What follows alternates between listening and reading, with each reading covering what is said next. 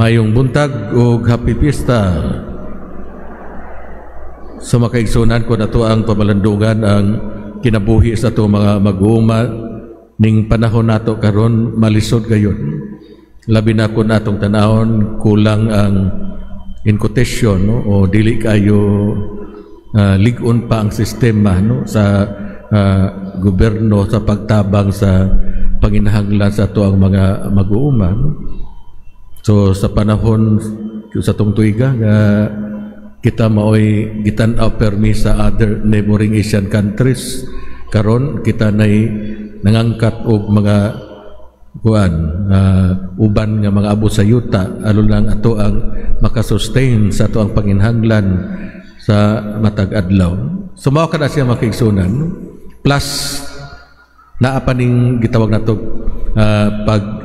gamit kanunay sa mga insecticide, no? Synthetic nga mga fertilizers. So unsa may moabot, unsa may mahitabo, no? So maabot ang panahon nga mahimong acidic ang yuta, no?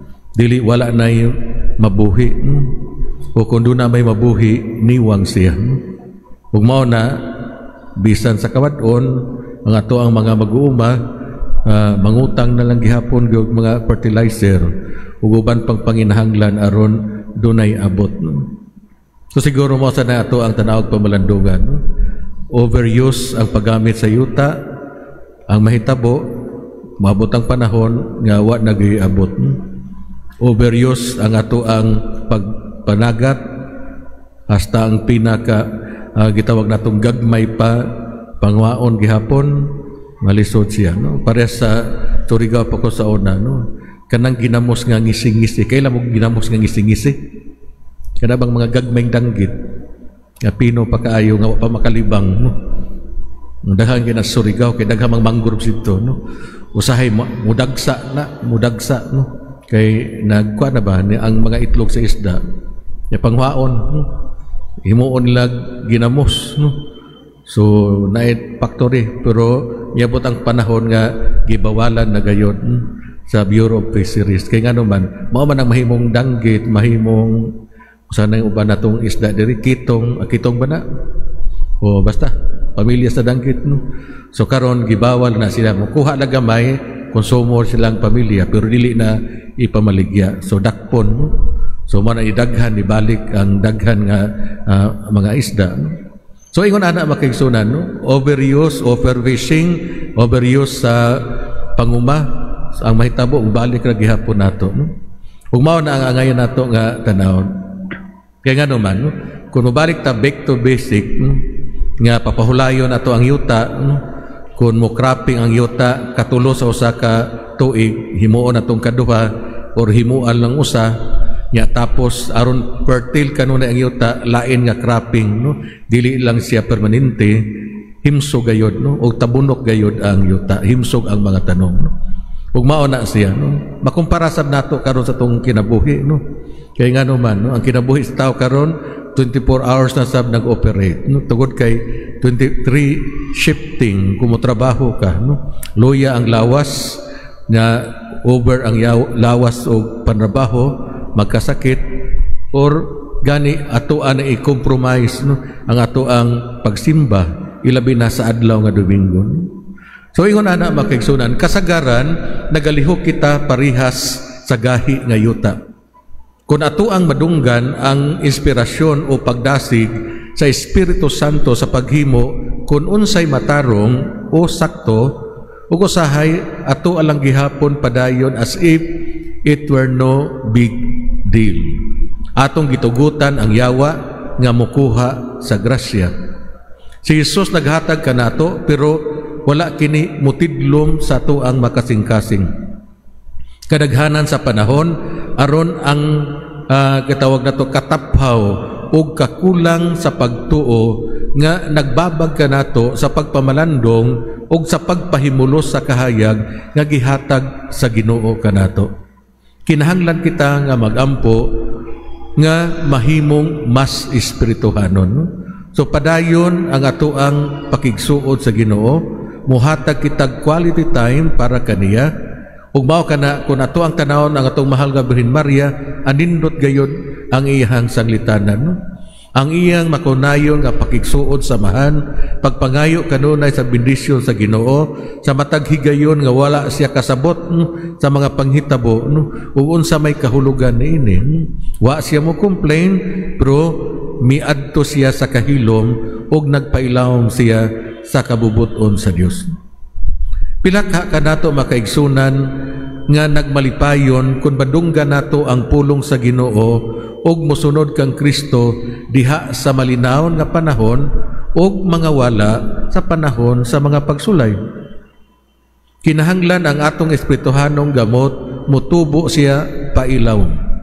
Atong tugutan ang magamot sa pulong sa Ginoo mutubo pa pag-ayo sa atoang mga kasing-kasing. Ang pinakamaayo sa paghimo nini mao ang pagbasa ug pagpamalandong sa pulong sa Dios o sa Ebanghelyo, ug lugonon pinaagi sa atong pagtuo, pinaagi sa mga sakramento sa kumpisal ug sa Eucharistia.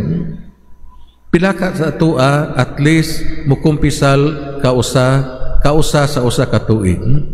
Ug pila man ka sa atoa maningkamot gayod nga makasimba siya sa adlaw nga Domingo. Si San Carlos Acotes o si Carlo Acotes, no, ang nag-promote sa Eucharistia, no, o para niya attending the Holy Eucharist and receiving Christ every time nga mosimba siya, it is his highway to heaven, no? Ug mao kana nganong gusto sab siya nga mukumpisal tungod kay para niya ug ang pagkalawat suod ug suod siya sa Ginoo, duol kay siya kang Kristo. Ug mao kana naningkamot gayud niya nga puy-an ang usa ka santos nga kinabuhi o balaan nga kinabuhi. So millennial siya nga batan-on pero nahimo ng santos. So may puruhan ang matag usa. Kung maningkamot kita nga makigsuod sa Dios, maningkamot kita sa pagpuyo sa matarong nga kinabuhi, musulti kung unsa may dili maayo, no? So ugma pohon dunay dako nga kausa, no, para sa mga dagan sa mga panghitabo sa ato ang pagamhanan sa Pilipinas, no? Hinaot ta nga pinaagi niini maleksyon na ang katawhan. Sa umaabot nga pinili ay ato ang klarong butahan ang mga sakto nga magpapili ug angayan. Ug mobarog kita diha sa maayo ug unsay matarong ug unsay makaayo para sa kadaghanan. Makaigsunan ang tunokon nga yuta nagrepresenta kanato nga nag-aginod sa atong espirituhanong kinabuhi pinaagi sa makabalaka, kalibog, kadato ug kalipay sa kinabuhi. Sa panahon nga tunokon ang atong mga kasing-kasing, dili kita makahatag sa hamtong nga bunga nga gipangayo ni Kristo. O kita magpuyo sa palibot nga daghan og mga tunok. Ug aron motubo ang grasya sa Ginoo dinhi kanato, kita magsakripisyo sa atong mga comfort ug kalipay tungod kay gawas sa cross walay paglambo diha sa personal nga pagkabalaan o pagkasantos, no? Kung mogawas kita sa cross wa gayoy mahitabo, no? Pero kung anaa nakigiusa kita sa cross sa makasakitan ni Kristo, padayon nato nga purify ang atong kasing-kasing o ang ato ang kinabuhi, then anaa ang puruhan nga motubo kita diha sa pagkasantos o pagkabalaan nga maoy makapahimuot sa Dios. Ug mao kana makaigsunan magampo kita sa Ginoo nga kita mahimong maayo ug tabunok nga yuta aron iyaha kitang magamit nga instrumento sa pagluwas sa makalag ug maghimaya kaniya. Ug mangayo kita sa panabang sa mahal nga Birhen Maria ang Birhen sa Regla nga mga makanato ning mao natong mga paningkamot. Ug unsa may hagit para kanato mga igsuon, to pray these words: not my will but yours be done. Not my will but yours be done. May palihog para sa katalingbanong pagampo.